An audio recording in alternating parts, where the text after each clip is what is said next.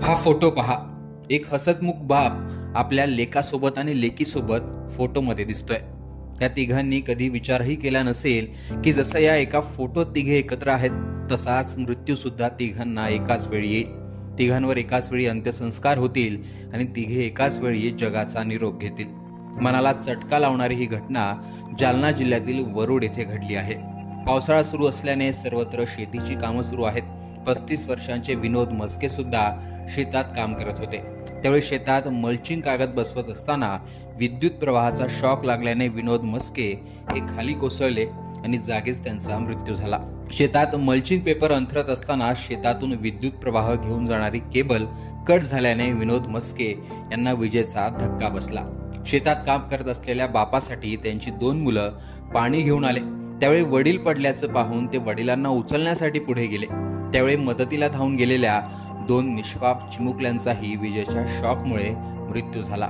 श्रद्धा मस्के वय 11 वर्ष आणि समर्थ मस्के वय 8 वर्ष या 2 चिमुकल्यांनी बापासोबतच तिथेच शेतातच जीव सोडला. वडिलांच्या स्पर्शात असलेल्या विजेच्या प्रवाहाने त्यांनाही पकडून ठेवलं आणि काही क्षणातच दोन्ही मुलं वडिलांच्या अंगावर कोसळली. वडिलांच्या अंगाखांद्यावर खेळलेली ही लेकरं त्याच बापाच्या अंगावरच मरण घेऊन कोसळली. हे दुर्दैव. काही वेळात मुले घरी आले नाहीत म्हणून आई शेताकडे आली तेव्हा समोरचं दृश्य पाहून तिच्या पायाखालची जमीन सरकली.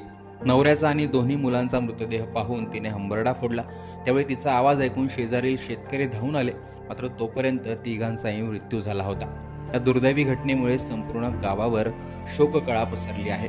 संपूर्ण कुटुंब उद्ध्वस्त झाल्याने गावकरी देखील हळहळ व्यक्त करतायत. पावसाळा सुरू असल्याने शेतीची कामं सुरू आहेत, पण त्यासोबतच विजेच्या शॉकने मृत्यू होण्याचं प्रमाणही वाढलंय.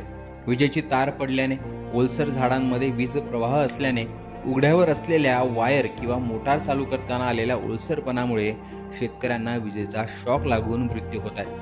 त्यामुळे पावसाळ्यात शेतकऱ्यांनी विशेष काळजी घेणं आवश्यक आहे. शेतातील उघड्यावर असलेली केबल ते विजेची तार या सगळ्या गोष्टी पाहून शेतकऱ्याने काम करणं आवश्यक आहे. अन्यथा त्याचे परिणाम थेट कुटुंबावर होतात. त्याचंच हे उदाहरण म्हणता येईल. या दुर्दैवी घटनेविषयी तुमचं मत कमेंट बॉक्समध्ये सांगा. लोकमतचं YouTube चॅनल सबस्क्राईब करा.